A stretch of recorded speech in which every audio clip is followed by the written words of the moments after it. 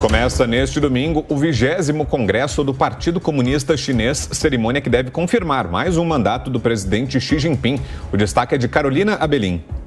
O Grande Palácio do Povo de Pequim vai receber quase 2.300 delegados do partido de todas as províncias da China para a 20ª edição do Congresso do Partido Comunista.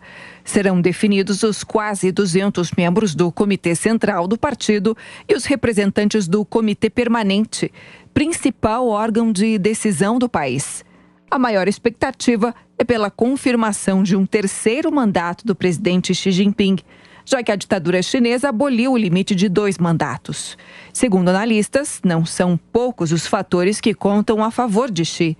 Pobreza absoluta praticamente eliminada, aumento de renda da população e um programa espacial ambicioso são importantes progressos dos últimos 10 anos.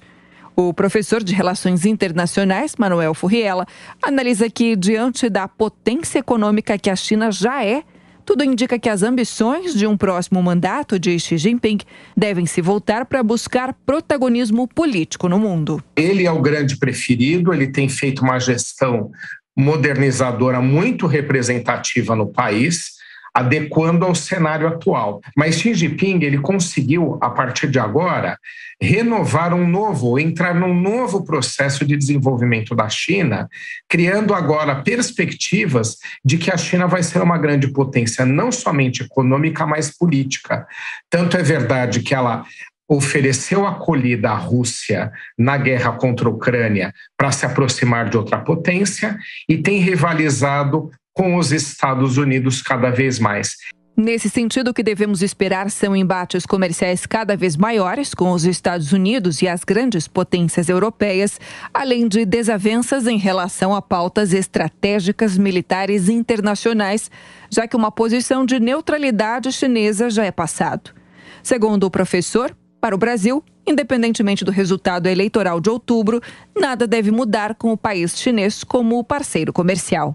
E o Brasil, apesar de ter tido algumas rusgas com a China no início do governo Bolsonaro, por uma predileção que o ministro Araújo tinha aos Estados Unidos, a verdade é que há mais de 2 anos o Brasil voltou ao pragmatismo e se aproximou dos interesses em comum com a China. Então o Brasil está num momento muito interessante, mesmo que a gente não tenha uma mudança de presidente do Brasil, independente do resultado da eleição, das 2 opções que temos, a verdade é que o Brasil vai continuar tendo uma relação muito próxima com a China e vai aproveitar a oportunidade, trazendo agora a Rússia, para consolidar os BRICS.